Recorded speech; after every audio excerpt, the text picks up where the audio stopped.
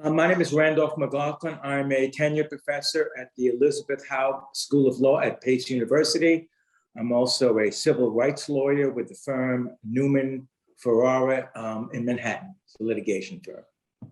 Excellent. Thank you. Thank you for joining us. We're going to be talking about your article, Birth of a Nation. And let me get the whole thing here. A study of slavery in the 17th century Virginia. And first of all, maybe you could just kind of give us an overview of why you wrote the article and what you hope to achieve with it. Well, one of my loves before I actually got into the law business was history. And I had a good friend who was getting a PhD in history, and his topic was the first Africans to encounter Europeans in the African continent. Who were they? Where did they come from? And he determined that I think in the long before Christopher Columbus discovered, the Western Hemisphere, Portuguese had gone to West Africa. So that's what he was doing. So I said, let me look and see about the first Africans who came to the Western Hemisphere, particularly North America. And it was common knowledge, at least to me, about this August 1619 arrival. But a lot of the information I unearthed in the course of the work was heretofore unknown to me, and I think unknown to a lot of people. Yeah, and there's also, so let's start with your, where you begin, which is in 1619. And one of the things that I found to be really informative was this complicated status of Africans for the first, maybe 30 years or so of the colonies here. Yeah, initially, we have to remember that slavery had been abolished in England. It was unknown in England. So we didn't have slavery as such in the English colonies. In particular, we're speaking now of the Virginia Bay Colony, which was started in Jamestown.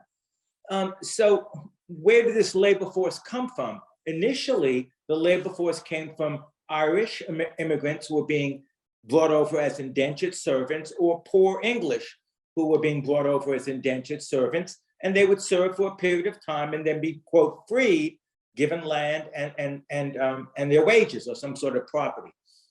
So there were no contracts for slaves, quote unquote, in Virginia. So how did this happen? Well, one of the things that the English were very effective at was being pirates. So what they would do, these privateers, they called them, but they're basically pirates. They would leave the English colonies, go to the Caribbean, which was predominantly ruled by Spain, and their goal was to steal not Africans, but gold. They were hoping to capture some slaves, some ships returning from the Caribbean to Europe with gold. But on this particular occasion, they didn't find any gold. What they found were a number of Africans who were then seized in 1619. I'm trying to figure out how many. They found, well, by the time the ship got back to the colony, there were 23 Africans listed on the boat.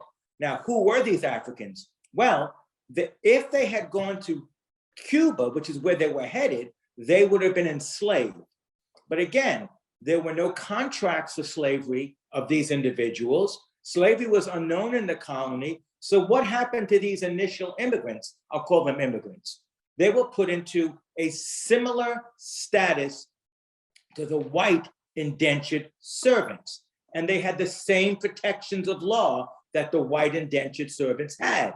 And as was told, they worked alongside the white indentured servants, and racism hadn't really come into play yet. I mean, they didn't see themselves as different or antagonistic. Racism was really classism, because the classic, the upper class, the planter class, essentially looked down on the indentured servants as poor trash and looked down on the Africans as ignorant Africans. So they were being treated in the same fashion. And that abuse wasn't lost on the workers. They understood that they were in the same status at that time. Yes, that's interesting. And then you also mentioned in this period the case of Hugh Davis, who's whipped for having sex with a African woman. Yes, that was unusual, right? Less than 50 years later, that wasn't happening. But back then, for sure, Hugh Davis was in 1630. This was the first mention of a Black person in the judicial proceedings of the governor and council of Virginia. And here's the quote: Hugh Davis, who was a white male, is to be soundly whipped before an assembly of Negroes and others for abusing himself to the dishonor of God and shame of Christians by defiling his body in line with a Negro. The woman wasn't punished. Hugh Davis was. Some years later, the opposite happens. The woman, African woman, is being whipped and no punishment whatsoever for the white man. So laws change, times change. Right, and I think one of the things that the article does really well is kind of shows how these laws are reactive, right? So something happens and then Virginia starts codifying things to make sure it doesn't happen again. So if we jump forward a little bit to the section you have in 1640 to 1660, a lot of stuff starts happening in this period. That's right. Maybe you could talk about some of that, and then we'll get to the John Punch case if we can. Yeah, John Punch is an amazing case. But before we get there, remember, Hugh Davis was soundly whipped in 1630. In 1640, this was the second case of interracial sexual relations. Robert Sweat, a white man, was charged with impregnating a Black female servant. Notice the word, this is in quotes, servant. Sweat, S-W-E-A-T, was to do his penance at a local church, whatever that meant. The Black woman, just like Hugh Davis, less than 20 years early, 10 years before, the Black woman was to be tied and whipped for becoming pregnant. So times had changed and the law was changing. Intersexual relations were commonplace in those days. There were few white women in the colonies. They weren't needed. Maybe some of them were the wives or spouses of the upper class, but the working class didn't have access to bring over their women. So it was you had sex where you could, essentially. And again, these instances of relations, it's different, I think, than what we saw later in slavery, where women had no agency at all. They couldn't refuse anything that the slave master wanted to do, which was an abomination in and of itself. But at this time, things were a little more fluid. Yes, and part of that fluidity is this, the idea that Black servants still were allowed to own property, and there's this Elizabeth, I'm not sure I'm going to pronounce her name right. Key. Yeah. Elizabeth Key. Yeah. She is a fascinating case. Mm-hmm. I mean, of all the cases I studied in this project, hers, I think, well, actually John Punch as well. There are a number of interesting cases.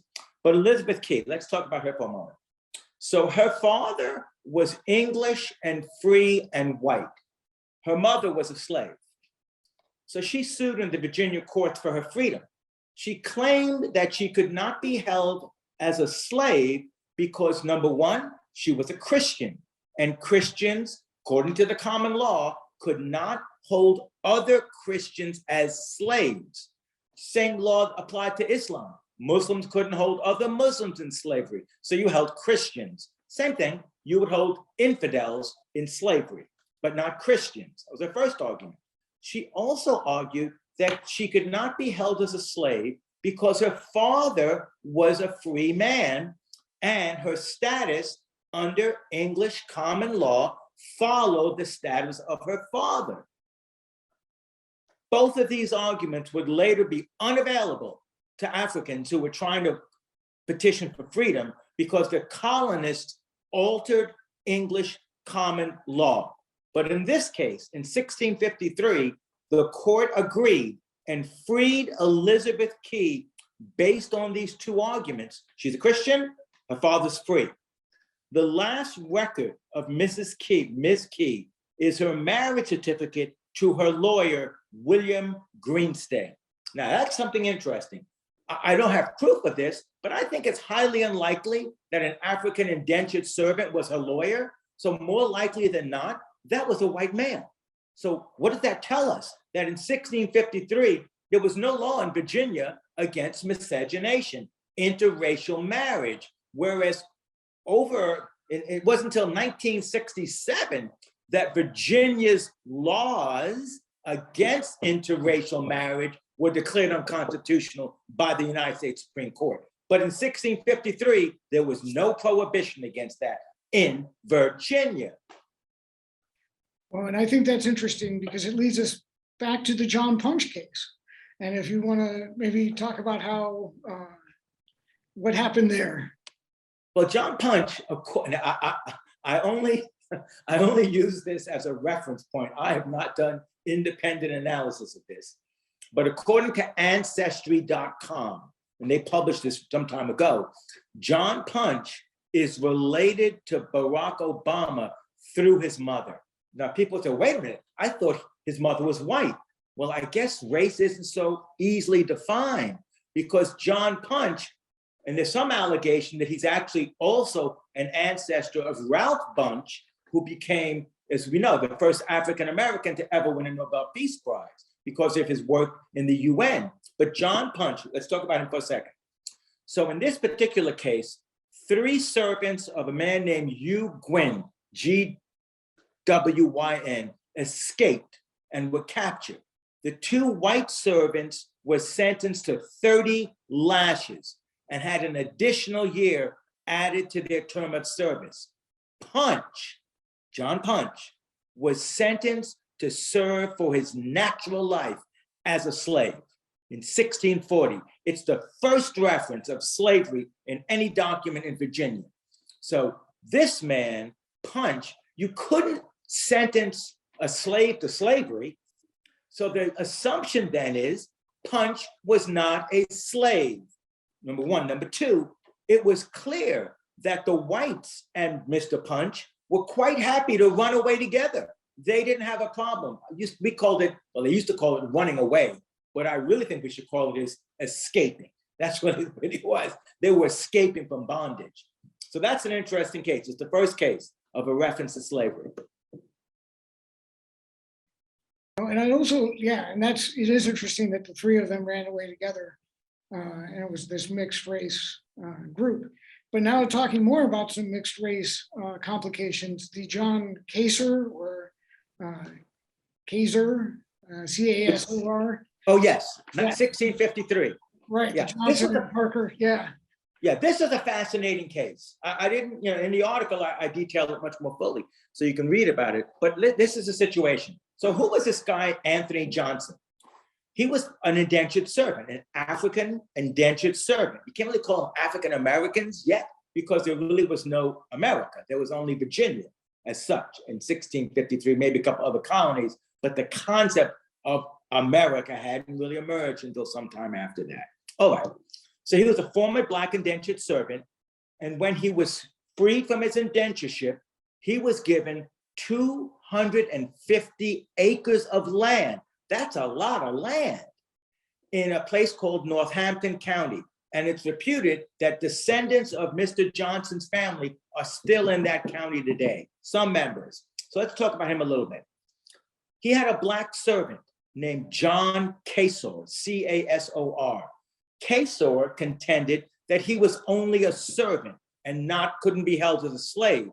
So 2 whites came to Johnson and told him, hey, listen, this guy Casor, he can't be held as a slave, and you better let him go, release him to us, or else we're gonna press charges against you. So Johnson, and quite concerned about this, 2 white men coming to him saying, this guy's not a slave, he agreed. He let them take Casor. But then he thought about it and said, you know what? That's not right. And he went into court and sued these 2 white men for the return of Casor. Now, sometime later, not too far down the road, Blacks could not go into court and sue whites for anything. They had, as the court in Dred Scott would later say in 1850, Blacks had no rights that whites were bound to respect. That was the law then, but not the law at this time. So what happened? Johnson filed suit in county court, argued that the two white men, captains, had wrongfully removed Kesor from John's employment.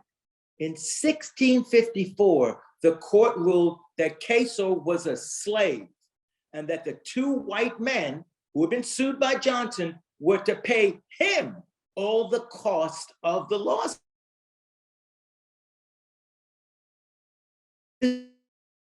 Successfully, two, the whites paid the cost of the litigation to Johnson, and three, it was the first case of an African holding another African as a slave by a court order. And that's incredibly interesting and disturbing. And I have talked to a couple of people who have kind of researched the free slaves and then also the slave owning blacks in various, in Virginia and other places. But moving on to, now we get into the real crux of things when things get pretty bad. The 1660 to 1680 period. Yep. It's the increasing, as you say, increasing codification for slavery. Yeah, it really starts in 1660. Remember that in the earliest period, we had this case of John Punch running away with these white males. In 1660, the Virginia General Assembly passed a law dealing with the problem of white servants running away with Africans. And the law was adopted that provided that if a white servant ran away with an African slave, note the term, the white servant would have their term of service extended. So it was, I think it was the first example of the planter class trying to divide these workers along racial lines, elevating the status of the white worker and de-elevating, if you will, the status of the black worker, and making it clear that if you associate with these black servants and you run away with these black slaves, you're going to be punished, because they couldn't extend the term of the enslaved person. I'm sure there was some corporal punishment administered, but that's not in the statute. Yeah, and then the next thing that happens is which is really the beginning of chattel slavery. This idea that the biracial children start following the mother, correct? 1662. Remember 1653, Elizabeth Key said, I'm a Christian, my father's free, my status should be determined by the status of my father, English common law. But once again, the General Assembly passed a law with respect to the status of children of mixed race parentage. And the law changed the common law again and provided that children of mixed race, their status would be determined by the status of their mother, not the father. Why? Well, it's more likely than not, again, there weren't a lot of free white women in the colony then. So who were the men having sex with? Well, maybe Native Americans, I don't know about that, but certainly with Africans, because we see those kinds of cases. So the slave owners, to protect their own interests in being able to have access to these women, rape them if they wanted to, because remember, slavery had started to creep into the law. And then rather than have these children claim freedom, they were slaves by birth. That changed everything, everything. And then also the second part, or the first part of the Elizabeth Key case about the Christianity is also wiped out. That's true. That was in 1667. And the General Assembly again removed another element of the claim for freedom. The law, they passed another law. The law provided that if an African who was held as a slave was baptized, became a Christian, their status would not change. So Christianity could no longer protect you from slavery, period.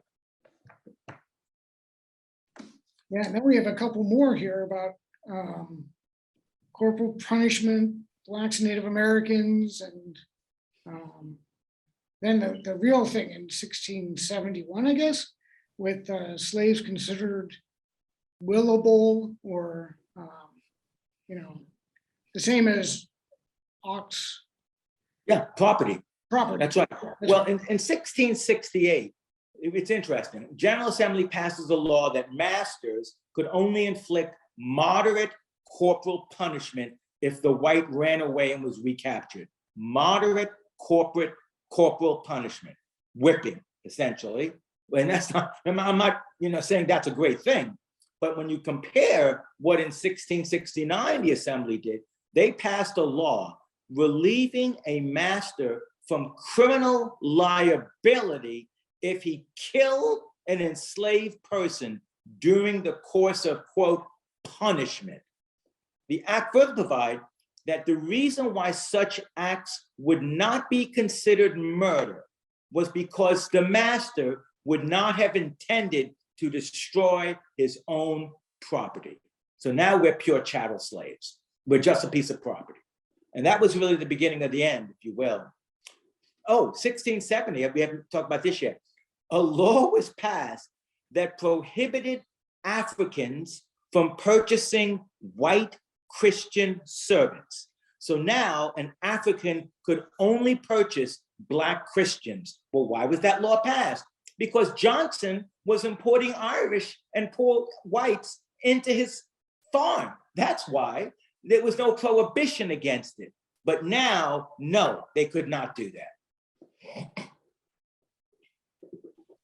And then we get to the,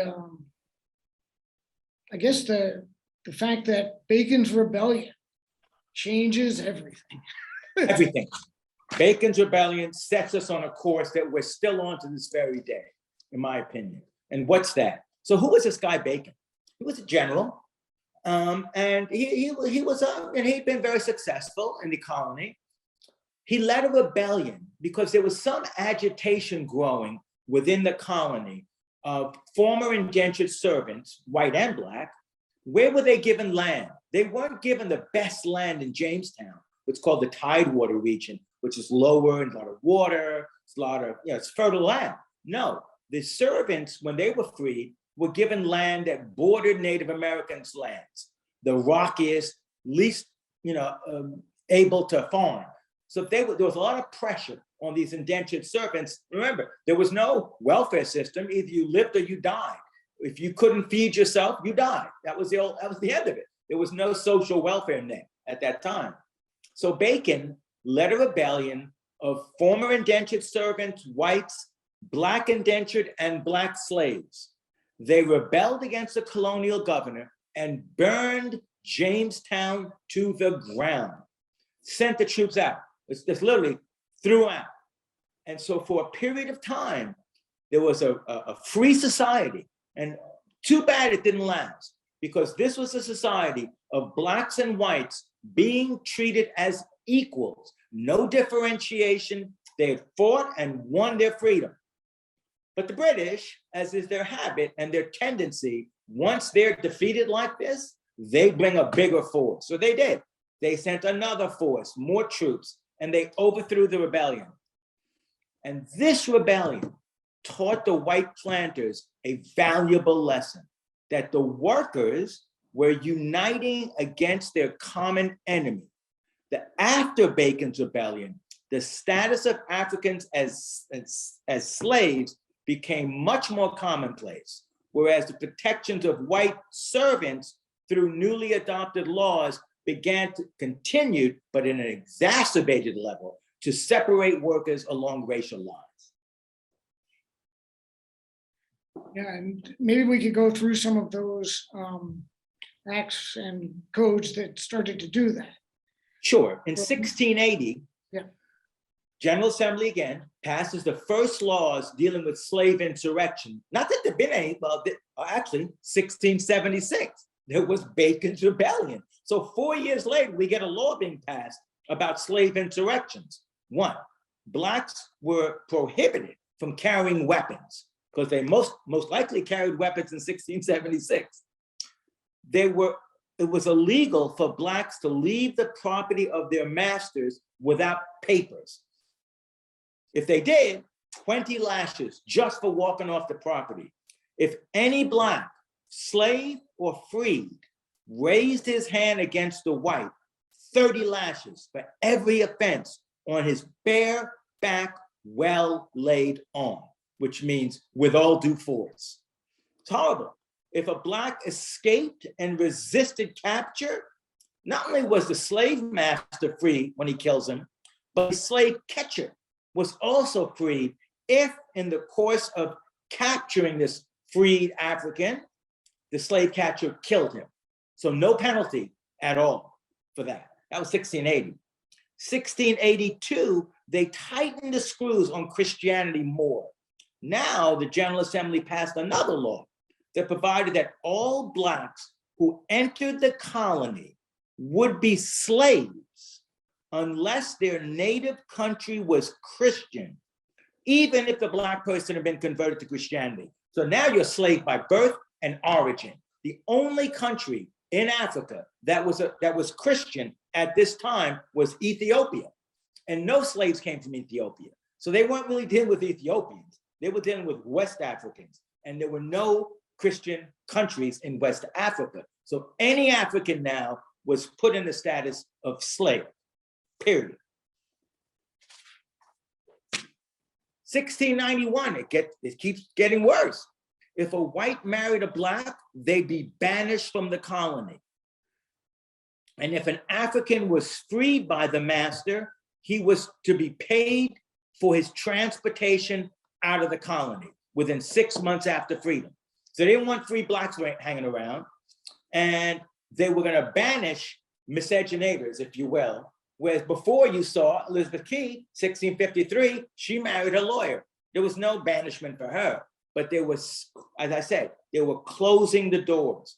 1705 was the first comprehensive slave code that gathered all the laws that had been passed before into one law and added some new little twists to it. One of the most important, it eliminated the right of black servants to enter court and sue for freedom.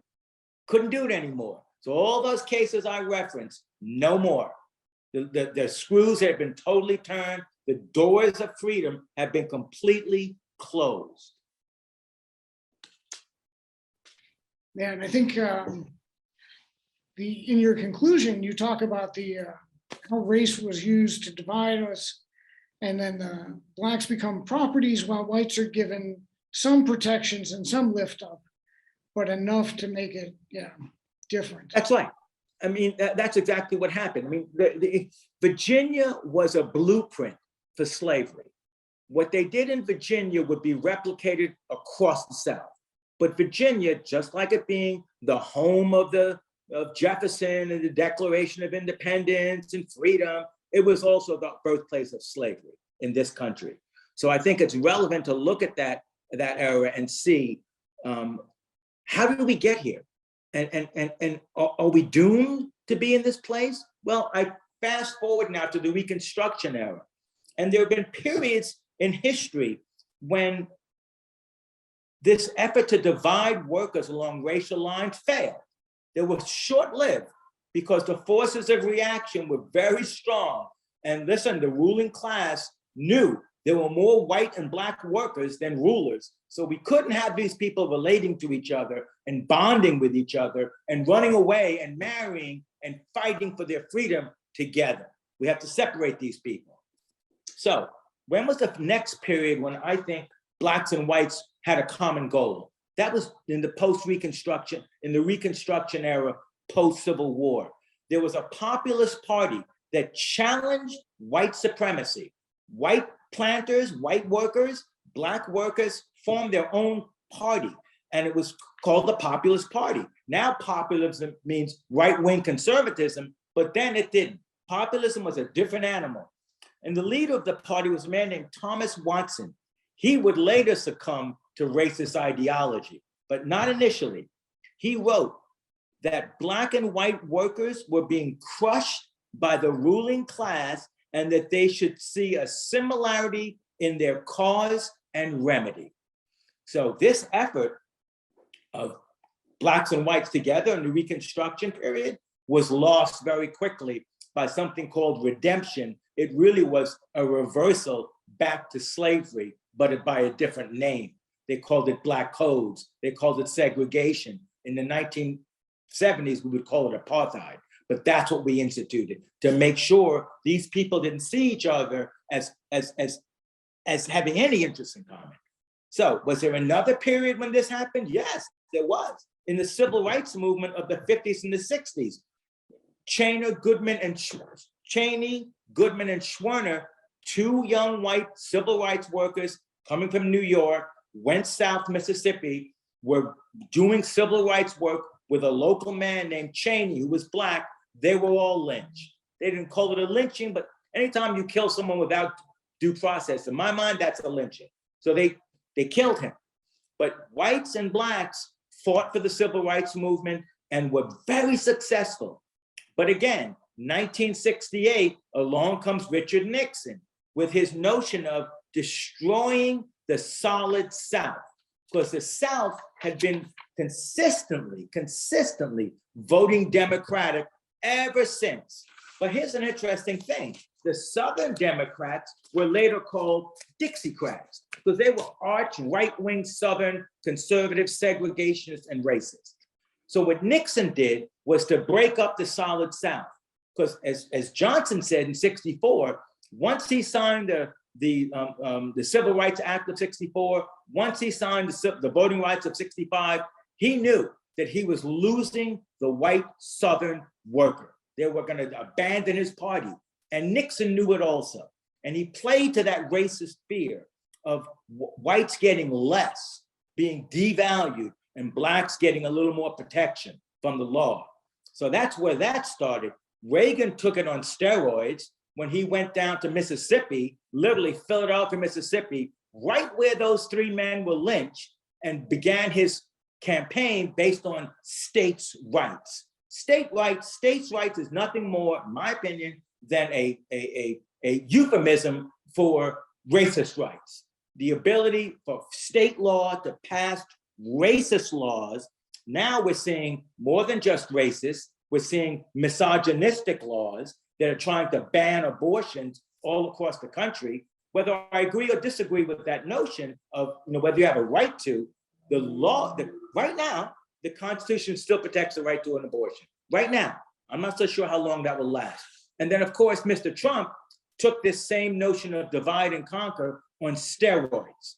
When he comes down the escalator and starts talking about Mexicans as rapists and drug dealers. I mean, a more racist appeal I can't even imagine.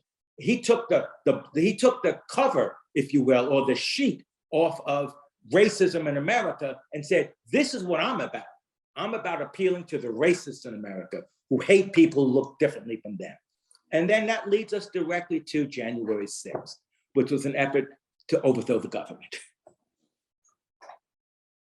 Yeah, I've heard it said that the real problem with the election was that too many people who didn't look like the Trump supporters ended up voting for the other guy. And all those votes, all those people are illegitimate voters. So that's the argument, right? That's exactly right. So what they're trying to do now, and what they're trying to do now and have done, to pass two things: voting rights laws in those southern states and states that are pro-Trump, law and controlled by Republicans right now, laws that make it more difficult for Africans to vote. I say Africans, African Americans to vote. That's the first thing they're doing.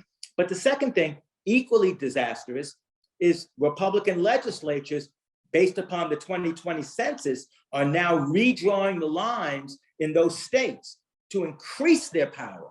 The only good news I can tell you is that at least the Department of Justice is not being run by a right-wing, authoritarian.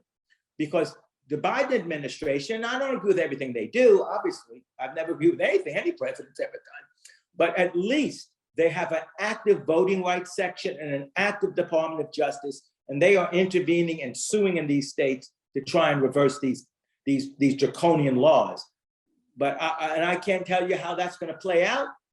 But it's up to each and every one of us. It's up to each and every one of us to resist this kind of drive Because here's what I always say, what I believe in my heart. America is an experiment.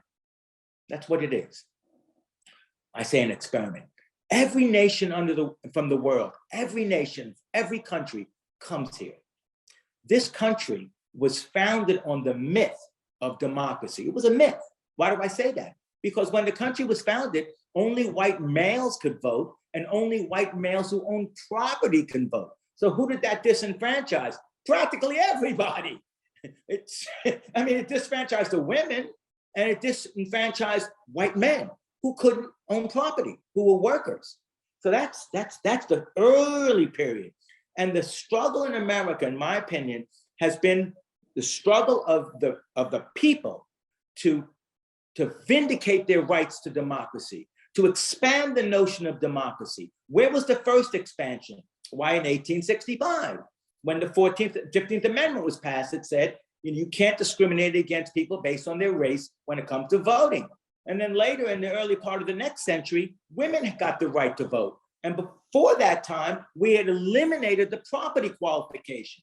So it's always about there's two things going on side by side. There's an expansion of the right to vote. And the Voting Rights Act was and of course the Constitutional Amendment, biggest examples of that. But on the other side, you have the forces trying to make sure people can't vote, anti-democratic, pro-authoritarian. And this last administration, it was clear that's what they were going for. They were certainly trying to stage a coup with Mike Pence going to overthrow, going to not certify the election. It had never happened in the history of the country. It's a frightening period. But I have hope, and I have a lot of belief that the American people at their bottom, at their core, are a good, decent people. And we believe in the myth of our Constitution. And I say myth. When I say a myth, I don't mean that it's not real.